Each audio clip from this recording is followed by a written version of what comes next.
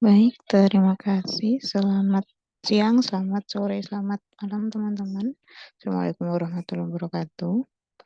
Hari ini kita akan melanjutkan pembahasan mengenai mata kuliah psikologi gender yang insya Allah minggu ini akan dilaksanakan secara sinkronus begitu ya. Dan pada pertemuan ke-6 ini kita akan membahas mengenai faktor psikologis dan juga sosial terkait perbedaan laki-laki dan perempuan.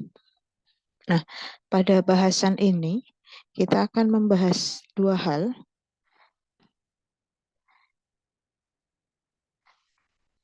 Kita akan tiga hal sebenarnya. Kita akan membahas tiga hal terkait dengan emosi, relasi sosial, dan juga komunikasi. Namun pada pertemuan kali ini kita hanya bahasnya terkait dengan emosi. Emosi pada laki-laki dan juga perempuan. Nah, saya yakin teman-teman sudah cukup sering gitu ya membahas terkait dengan emosi, apa yang dia maksud emosi, faktornya seperti apa, terus kemudian jenisnya, tipenya, dan sebagainya, gitu. Tetapi, sebelum kita melanjutkan ke bagian tersebut, saya ingin membahas hal ini tersebut, gitu ya. Saya ingin membahas hal ini terlebih dahulu terkait dengan emosi. Ketika kita berbicara emosi, emosi itu melibatkan 3 komponen, gitu ya, mulai dari kognitif, fisiologis, dan juga behavioral. Jadi ketika kita berbicara emosi, emosi itu pasti melibatkan aspek penilaian, aspek kognitif kita. Nah, kita menyadari adanya perasaan tertentu, gitu ya, perasaan marah, perasaan sedih, perasaan kecewa dan sebagainya. Kita tahu itu kan bentuk dari penilaian dan itu merupakan faktor kognitif. Terus yang aspek kedua adalah aspek fisiologis. Dalam merasakan sebuah emosi itu pasti akan ada aspek fisiologisnya. Ada perubahan tubuh gitu yang kita rasakan, entah kayak misalnya kita bergetar, terus kemudian berkeringat, jantungnya eee, berdebar-debar, itu kan merupakan aspek fisiologis gitu ya, aspek yang terjadi dari tubuh.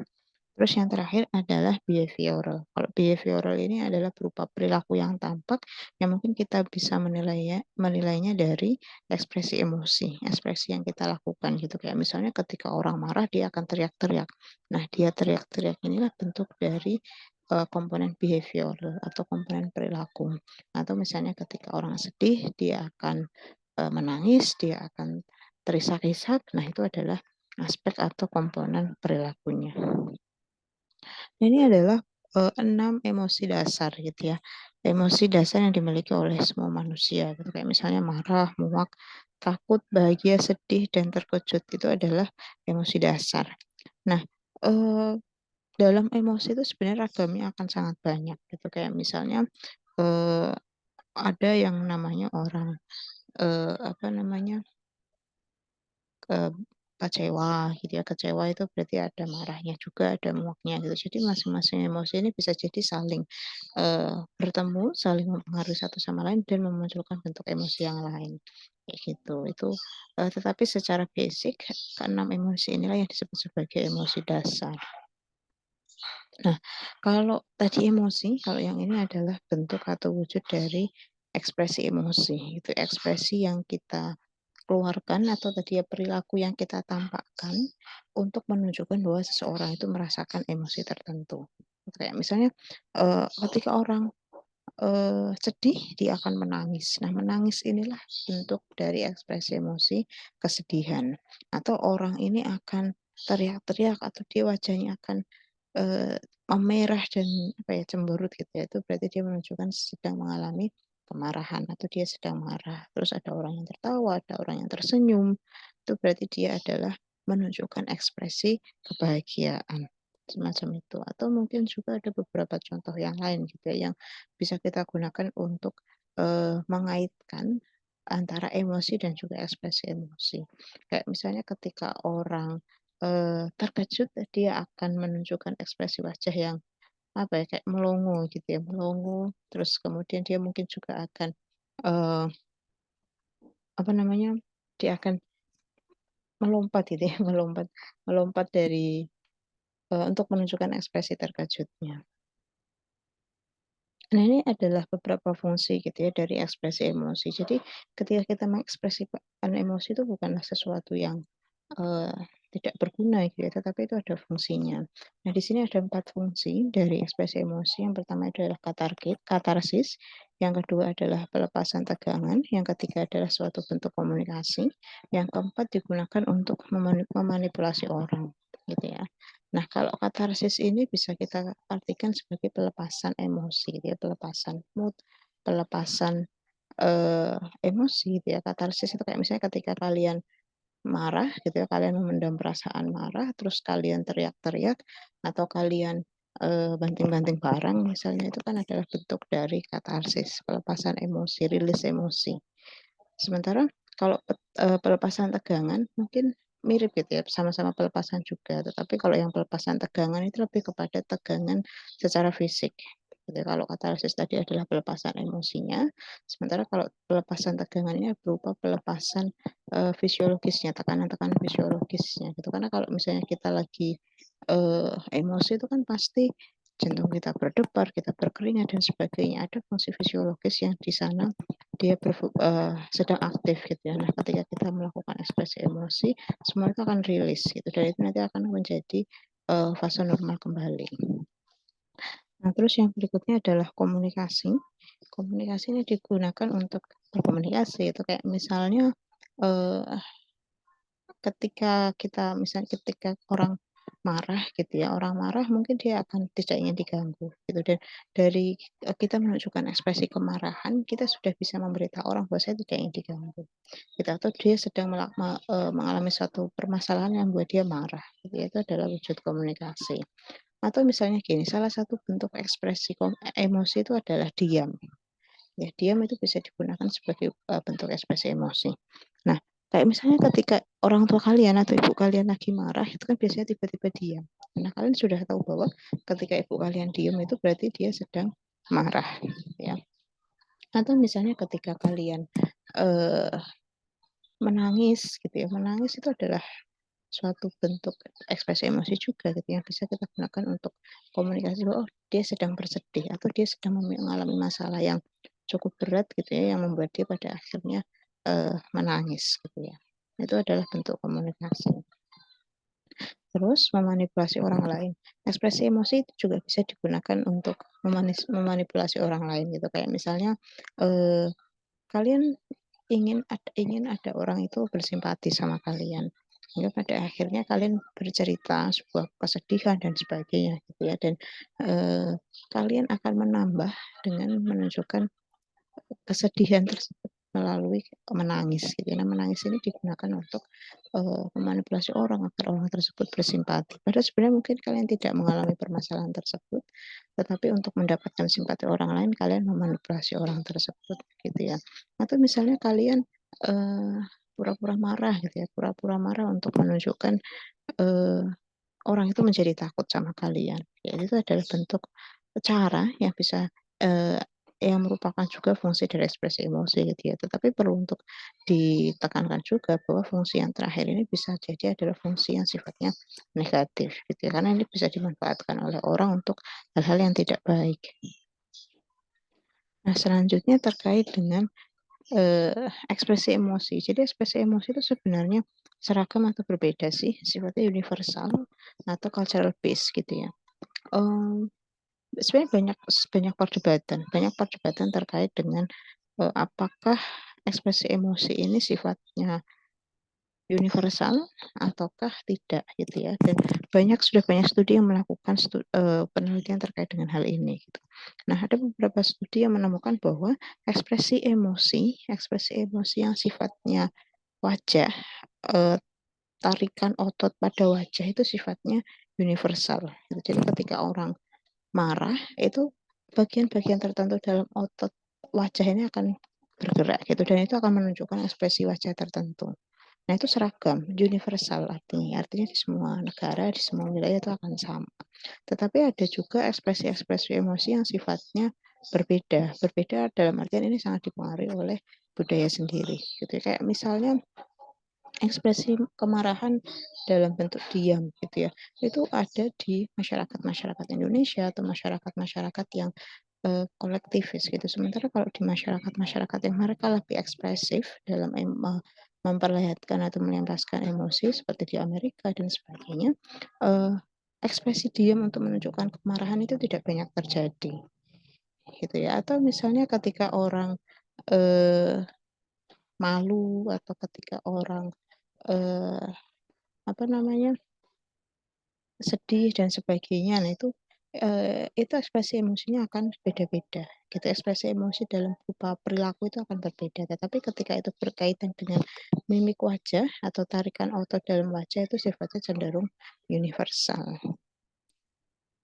Nah ini ada beberapa teori, teori yang sering sekali digunakan untuk menjelaskan emosi atau reaksi emosi gitu ya. Ada common sense, ada James Lange, ada Karen Barth, sama teori dua faktornya Schachter. Nah kalau common sense itu ya berarti pemahaman yang kita ketahui sebagai orang awam gitu ya. Kalau kita common sense-nya, kalau kita merasakan emosi itu akan secara langsung kita alami atau kita sadari ketika kita merasakan sebuah rangsangan otomatik ya, rangsangan otomatik itu ya rangsangan yang bisa menimbulkan emosi tersebut. Gitu. Jadi kayak misalnya ketika kita melihat seekor anjing gitu ya, melihat seekor anjing kita merasa bahwa, oh kita merasa takut gitu, itu kita langsung sudah sadar. Padahal tidak demikian, maksudnya tidak seinstan itu gitu ya prosesnya. Ada beberapa proses yang terjadi sebelum kita bisa menyadari bahwa kita itu merasakan takut loh, atau kita merasakan emosi tertentu. Nah, yang berikutnya terkait dengan teori James Lange.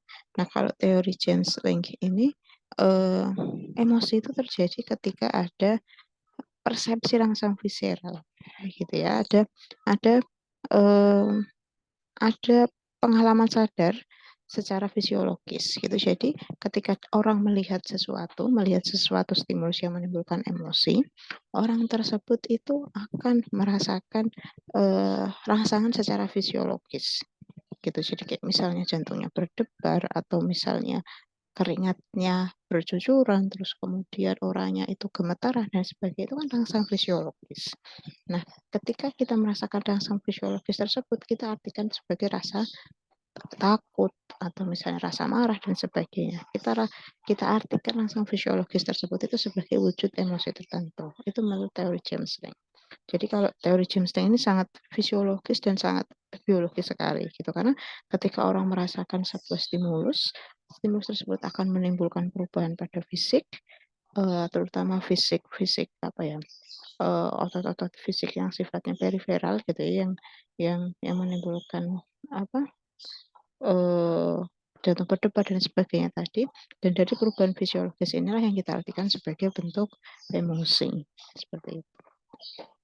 Nah, sementara kalau yang teorinya Cannon-Burt, kalau teori Cannon-Burt ini fokusnya adalah, eee, di otak gitu ya. Jadi ketika emosi terjadi, yang, akan aktif itu adalah bagian otak, yaitu talamus. Nah, talamus ini nanti dia akan mengirimkan sinyal kepada, eee, korteks yang dia berfungsi untuk melakukan penilaian terhadap pengalaman emosi dan juga kepada sistem syaraf otonom kita, yang dia akan menciptakan rangsang visceral yang tadi, yang pada teori James Lange gitu. Jadi kalau menurut teori Cannon-Burt ini ketika ada stimulus yang menimbulkan sebuah emosi, yang mungkin menimbulkan sebuah emosi, itu akan mengaktifkan bagian otak talamus. Nah, dari bagian otak talamus ini akan mengirimkan sinyal kepada korteks, dan juga secara bersamaan dia juga akan mengirimkan sinyal kepada bagian sistem syaraf otonom. Jadi secara bersamaan orang itu dapat merasakan rangsang fisiologis atau perubahan fisiologis seperti bergetar, keringatan dan sebagainya, dan di saat yang bersamaan orang ini itu juga akan uh, mampu untuk menilai dan mempersepsi gitu ya, bahwa dia sedang merasakan emosi tertentu, misalnya takut, marah, kecewa dan sebagainya. Itu menurut teorinya Cannon-Burt. Sementara kalau menurut teorinya dua faktor Schachter, pengalaman emosi itu terjadi atau tergantung pada dua hal gitu ya, yaitu rangsang otomatik dan juga interpretasi kognitif gitu ya. Jadi ketika orang merasakan sebuah stimulus gitu ya, akan muncul sebuah rangsang fisiologis. Tetapi dari rangsang fisiologis ini untuk diartikan sebagai suatu emosi tertentu itu tergantung interpretasi atau persepsi dari individu tersebut, gitu ya. Bisa jadi rangsang fisiologisnya sama, tetapi penilaian orangnya ini berbeda, sehingga emosi yang muncul pun juga menjadi berbeda. Nah, untuk gambarannya demikian. Jadi yang pertama itu adalah common sense, ya. Orang itu merasakan stimulus, terus dia secara sadar dia merasakan sebuah emosi. Itu baru nanti muncul autonomic arousal. Sementara kalau yang James Lane ada stimulus, muncul respon fisiologis terlebih dahulu, baru ada sebuah penilaian atau baru diartikan itu sebagai sebuah emosi. Gitu ya. Jadi dari autonomic arousal-nya adalah wujud dari emosi itu. Gitu. Sementara kalau dari Ken Part, ada stimulus, terus ada pengaktifan bagian otak tertentu yang dia akan mengirimkan sinyal, baik itu sinyal penilaian yang berada di korteks maupun sinyal yang ada di fisik gitu. Jadi terjadinya secara bersamaan. Sementara kalau Sachter Singer itu ada proses yang terjadi di mana ada stimulus, ada aktivasi dari respon fisiologis, ada penilaian. Yang mana penilaian inilah yang nanti akan menentukan bahwa orang itu merasakan marah, orang itu merasakan takut, orang itu merasakan sedih dan sebagainya. Nah, pertanyaannya menjadi ini, apakah laki-laki dan perempuan itu mengekspresikan emosi secara berbeda? Gitu ya, atau apakah mereka mengekspresikan emosi dengan cara yang sama? Nah, kalau terkait dengan emosi, baik itu laki-laki maupun perempuan, mereka merasakan atau mereka mengalami emosi yang sama. Dalam artian ya laki-laki bisa mengalami kesedihan, kemarahan, ketakutan, dan sebagainya. Begitupun juga dengan perempuan. Tetapi kerap kali cara mereka mengekspresikan emosi itu berbeda. Gitu. Nah, ada beberapa faktor yang mungkin akan mendasari ya, kenapa laki-laki dan perempuan ekspresi emosinya itu berbeda.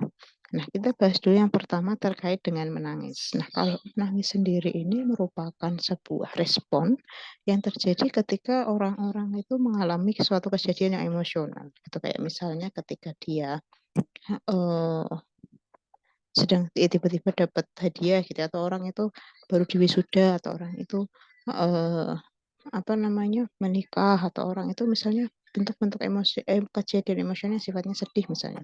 Orang itu ditinggalkan oleh seseorang yang dia sayangi misalnya, atau orang itu menyaksikan suatu kejadian yang menyedihkan gitu, itu adalah kejadian-kejadian emosional yang bisa menimbulkan eh, apa namanya ekspresi menangis gitu, atau menimbulkan kesedihan terus diekspresikan melalui menangis. Tetapi juga bisa jadi menangis itu adalah sebuah respon dari ingatan-ingatan kita, ingatan terkait dengan kejadian emosional yang pernah terjadi gitu. Atau misalnya eh, menangis itu juga bisa terjadi merupakan refleksi atas sebuah peristiwa gitu ya, yang tentu saja peristiwanya ini tetapi peristiwanya bisa peristiwa menyedihkan ataupun juga menyenangkan gitu ya. Kayak misalnya peristiwa menyenangkan itu kayak ketika seseorang itu terharu gitu ya, terharu atau dia bahagia gitu, dia mengekspresikannya itu dengan bentuk menangis, itu juga bisa gitu. Nah, ini adalah fungsi menangis. Fungsi menangis itu salah satunya adalah bentuk coping. Kalau kita berbicara terkait dengan coping, coping itu kan adalah suatu cara gitu ya, cara tingkah laku yang digunakan seseorang untuk dia menghadapi suatu situasi yang penuh tekanan. Gitu, itu adalah bentuk coping. Yang tujuannya coping ini adalah untuk menghilangkan stresor, mengurangi intensitas dari stresor tersebut, atau membuang tekanan emosi akibat konfrontasi dengan situasi yang menekan tersebut. Gitu, itu adalah suatu coping gitu. Dan coping itu ada dua, problem fokus coping, di mana seseorang itu berupaya untuk menghilangkan stresornya atau akar permasalahannya, gitu ya. Fokusnya adalah menghilangkan stresornya. Sementara yang kedua adalah emotion focus coping, di mana kalau emotion focus coping ini adalah suatu usaha di mana seseorang itu berusaha untuk menghilangkan intensitas emosinya atau mengatur emosinya, gitu ya. Eh, jadi kalau problem fokus coping, fokusnya adalah pada stresornya, menghilangkan stresornya. Sementara kalau emotion fokus coping, fokusnya adalah dengan mengatur emosinya atau mengatur intensitas emosinya. Misalnya Ketika kalian dihadapkan pada sebuah ujian gitu ya, ujian itu mengharuskan kalian untuk public speaking misalnya, itu kalian merasa takut, kalian merasa was-was, kalian merasa cemas dan sebagainya, itu adalah emosi yang muncul. Karena kalian diminta untuk public speaking. Nah, ketika kalian problem fokus coping, pilihannya yang kalian lakukan adalah mengurangi stresornya, gitu ya. Mengurangi stresornya berarti mengurangi stresor dari public speaking ini. Misalnya dengan kalian berlatih, kalian mempersiapkan secara matang dan sebagainya. Itu berarti problem fokus coping. Sementara kalau emotion fokus coping yang kalian fokuskan adalah perasaan takutnya. Kalian mengatur ke bagaimana yang muncul ini bukan perasaan takut gitu. Misalnya dengan uh, self talk gitu ya, kayak oh kalau apa namanya public speaking itu nggak masalah, saya pasti bisa untuk melakukannya dan sebagainya. Itu berarti emotion focus coping. Fokusnya pada mengatur emosi takut yang muncul akibat public speaking tadi gitu. Nah, menangis ini ketika kita mengatur apa namanya menangis itu bisa muncul atau bisa terjadi untuk kita untuk mengatur emosi yang muncul dari misalnya kesedihan dan sebagainya gitu. Nah, ketika kita menangis itu bisa rilis kesedihan tersebut. Itu adalah emotion focus coping. Jadi fungsi menangis itu bisa kita kaitkan dengan emotion focus coping tersebut. Ini adalah perbedaan gitu ya, perbedaan menangis antara laki-laki dan juga perempuan.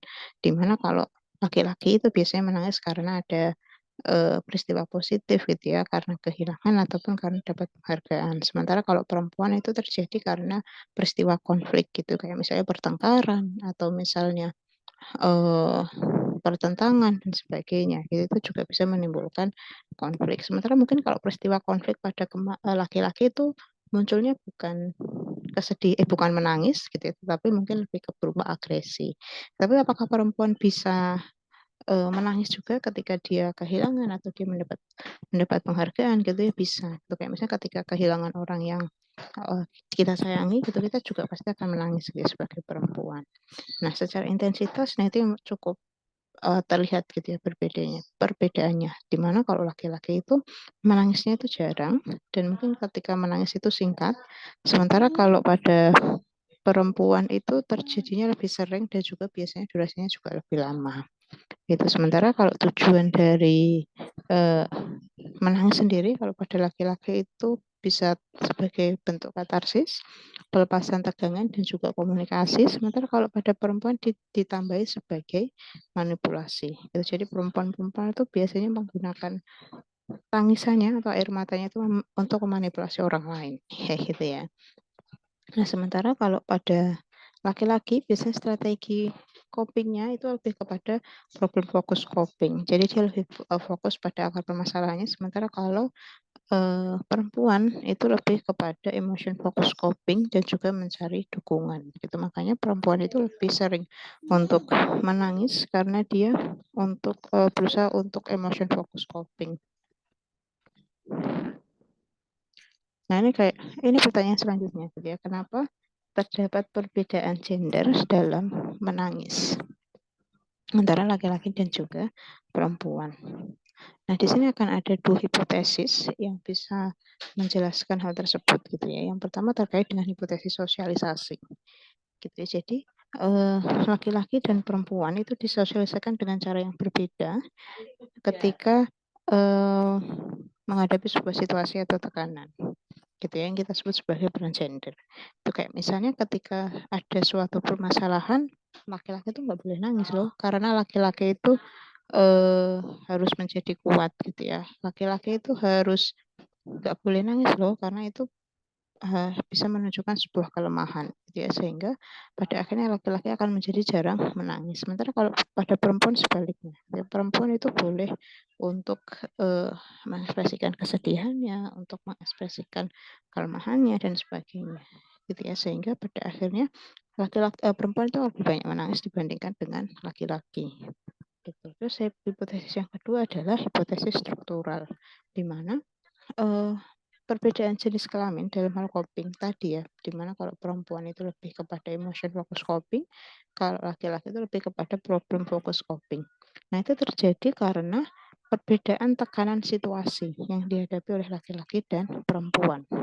Gitu. Jadi situasi atau stresornya itu berbeda antara laki-laki dan perempuan, sehingga pada akhirnya problem fokus copingnya pun berbeda gitu. Nah, coping yang emotion focus coping ini kan lebih kepada mengatur emosi. Salah satunya adalah dengan menangis tadi gitu. Sehingga karena situasinya berbeda, tekanannya berbeda, cara coping mereka berbeda, sehingga menangis pada perempuan menjadi lebih banyak dibandingkan dengan menangis pada laki-laki. Gitu. Tapi pertanyaannya apakah sesederhana itu gitu ya? Apakah mungkin ada faktor lain yang pada akhirnya eh, apa namanya mempengaruhi gitu ya? Nah, ini adalah salah satu bentuk atau model tentang menangis. Gitu. Menangis itu terjadi ketika pada situasi tertentu, misalnya situasi objektif tertentu. Itu kayak misalnya apa namanya ada orang yang meninggal, misalnya ada saudara yang meninggal, atau kita eh, diputus pacar misalnya gitu ya, atau misalnya kita sedang apa namanya mendapat eh, penghargaan tertentu atau apa gitu ya. Nah, itu adalah situasi objektif, situasi yang benar-benar terjadi gitu. Nah, ketika apa terjadi sebuah situasi, kita tuh akan melakukan penilaian terhadap situasi tersebut gitu ya. Apakah ini respon apa sih yang sesuai dengan situasi tersebut? Apakah yang pantas untuk diekspresikan pada situasi tersebut dan sebagainya gitu ya. Nah, ketika kita sudah melakukan penilaian terhadap situasi tersebut akan muncul respon emosi. Respon emosi dari situasi tersebut gitu. Tetapi respon emosi itu tidak sederhana bahwa kalau sedih akan menangis gitu ya. Akan ada berbagai faktor perantara atau variabel perantara. Nah, variabel perantara ini sangat banyak. Misalnya dari demografis, terus kemudian dari karakter fisiologis ataupun juga situasi karakter situasional gitu kayak misalnya misalnya contoh sederhana gini, ada orang yang meninggal gitu ya, ada orang yang meninggal tetapi mungkin kita tidak terlalu dekat dengan orang tersebut gitu ya, kita tidak terlalu dekat dengan orang tersebut sehingga mungkin kita tidak begitu bersedih gitu ya dengan meninggalnya orang ini, tetapi karena respon emosi yang diharapkan oleh masyarakat itu ketika ada orang meninggal itu adalah menangis, mungkin dia akan melakukan penilaian, oh ada orang yang meninggal nih, ada banyak orang juga gitu ya. Sehingga pada akhirnya dia akan menunjukkan respon emosi berupa menangis gitu ya. Nah, kehadiran orang lain ataupun tidak adanya orang lain itu kan adalah variabel perantara yang mempengaruhi seseorang itu akan menunjukkan respon seperti apa kayak gitu. Atau misalnya terkait dengan apa namanya lokasi ya, lokasi daerah itu juga bisa menimbulkan perbedaan dalam bentuk respon menangis ini gitu. Kayak misalnya contohnya sama wis sama-sama situasinya ada orang yang meninggal tetapi mungkin orang yang meninggal ini meninggal karena kecelakaan yang satu, tapi yang satunya meninggal karena memang dia usianya sudah sepuh gitu ya, sudah tua gitu. Dan ketika si orang yang sudah sepuh ini meninggal, dia meninggalnya itu apa ya, maksudnya anaknya sudah sukses semua dan sebagainya gitu. Itu situasi objektifnya. Nah, mungkin eh, pada beberapa masyarakat ketika orang meninggal dalam kondisi apapun itu respon yang diharapkan adalah menangis gitu. Itu akan mempengaruhi seseorang untuk eh, bisa menunjukkan respon emosinya atau respon kesedihannya. Tetapi di masyarakat yang lain, ketika yang meninggal itu sudah sepuh, sudah tua, dalam kondisi yang tua, dan dia anaknya itu sudah sukses semua, respon yang diharapkan itu bukan menangis, tetapi itu adalah kebahagiaan, gitu. Karena dia meninggalkan dunia ini dengan apa ya, dengan tenang gitu ya, dia sudah sukses gitu ya di dunia ini, sehingga tidak patut untuk menunjukkan sebuah respon menangis. Nah, itu kan faktor situasional gitu ya, faktor lokasi di mana daerah itu berada. Maka respon emosinya juga eh, berbeda gitu ya. Jadi penilaian dan juga respon emosi ini ditentukan oleh variabel perantara.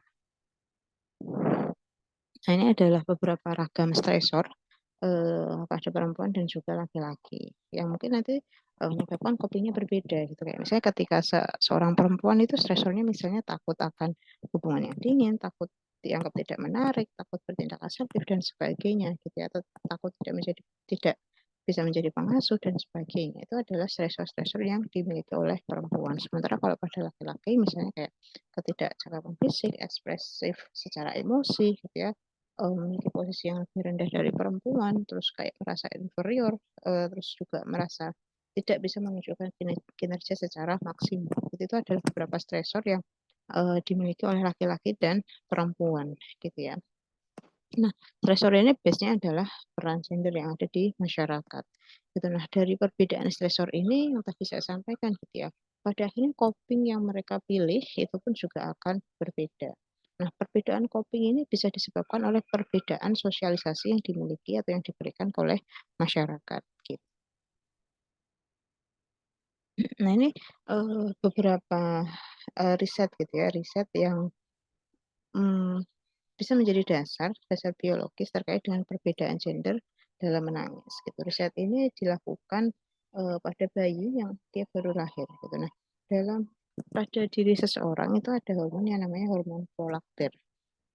Prolaktinnya itu dihasilkan oleh kelenjar pituitari, di mana fungsi dari hormon prolaktin ini adalah menurunkan ambang batas menangis.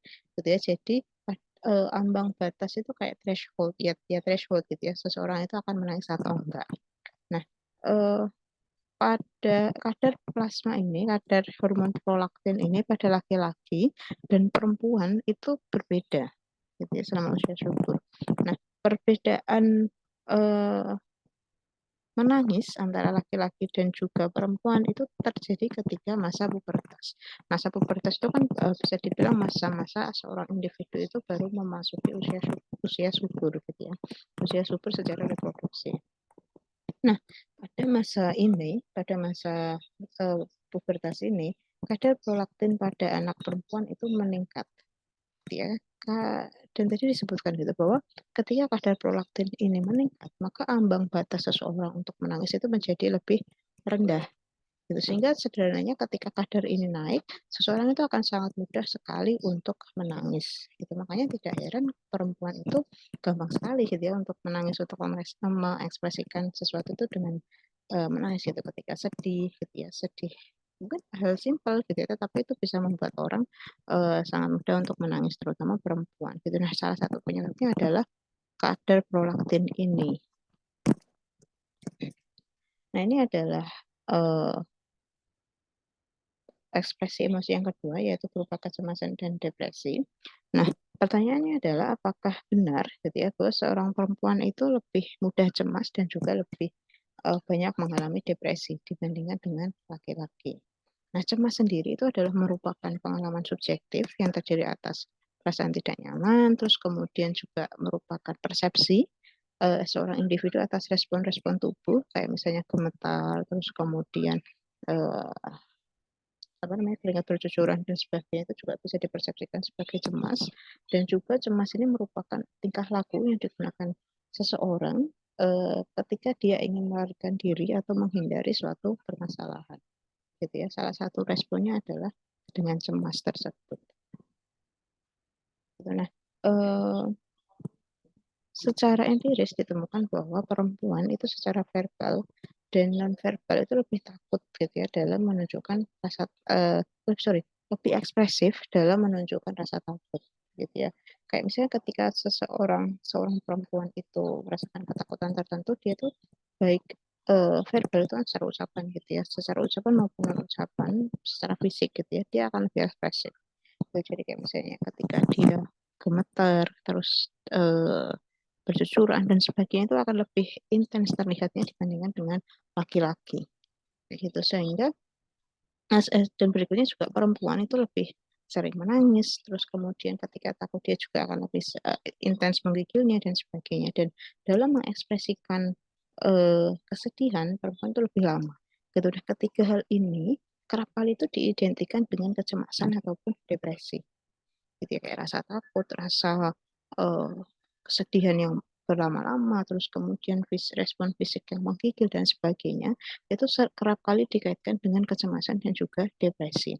Nah, karena perempuan mengalami hal tersebut secara lebih masif atau lebih lama dan lebih dalam, makanya perempuan diasumsikan memiliki kecemasan yang lebih uh, besar juga dan apa namanya, pengalaman depresi atau, prevalensi depresi pada perempuan juga dianggap lebih besar. Padahal sebenarnya mungkin nggak demikian gitu ya, dalam artian mungkin laki-laki juga mengalami kecemasan dan juga depresi yang sama gitu secara intensitas dan juga secara, frekuensi gitu ya. Tetapi karena mereka tidak cukup ekspresif dalam emosi yang mereka rasakan, maka bisa jadi banyak yang tidak terungkap pengalaman-pengalaman kecemasan dan juga depresi pada laki-laki, seperti itu. Jadinya Eee, dikatakan gitu ya, perempuan mengalami kecemasan dan depresi lebih besar. Nah, ini beberapa teori yang bisa digunakan untuk, memahami ekspresi emosi gitu. Kenapa kok, eee, perempuan sama laki-laki ekspresi emosinya berbeda, gitu. Kita bisa me me me menggunakan berdasarkan stereotype ataupun stigma, terus yang kemudian penggunaan double standard teori, gitu. Kalau misalnya stereotype kan kita gunakan untuk stereotip sendiri merupakan struktur kognitif yang di mana seseorang itu berusaha untuk, memberikan informasi atau, eee, apa ya, menyampaikan sebuah statement yang itu sesuai dengan stereotip tersebut, gitu ya. Kayak misalnya karena stereotipnya, perempuan itu lebih emosional, Eee, makanya makanya seseorang itu mungkin akan berusaha untuk sesuai dengan stereotip yang ada tersebut ya gitu ya. Kayak misalnya, eee, ketika ada situasi yang penuh emosional, seorang perempuan itu akan cenderung lebih menangis. Sementara sebaliknya, kalau laki-laki itu kan stereotipnya harus kuat, harus tangguh gitu ya. Sehingga ketika ada situasi yang menimbulkan perasaan sedih, laki-laki itu akan berusaha untuk menahannya karena itu tidak sesuai dengan, stereotip yang ada pada laki-laki. Oke, terus kemudian stigma perempuan, stigma terkait misalnya kayak perempuan itu emosional dan sebagainya, itu pun juga sama konsepnya gitu ya. Sehingga memperlihatkan bahwa, perempuan ini adalah, makhluk yang emosional gitu ya, gampang nangis dan sebagainya. Terus kemudian juga double standard teori, di mana kita menggunakan standar yang berbeda kepada laki-laki dan perempuan untuk situasi yang sama dan judgement yang kita berikan pun juga pada akhirnya berbeda. Misalnya gini, ketika ada situasi yang emosional yang itu mungkin secara, eee, apa ya, secara alamiahnya itu akan menimbulkan kesedihan.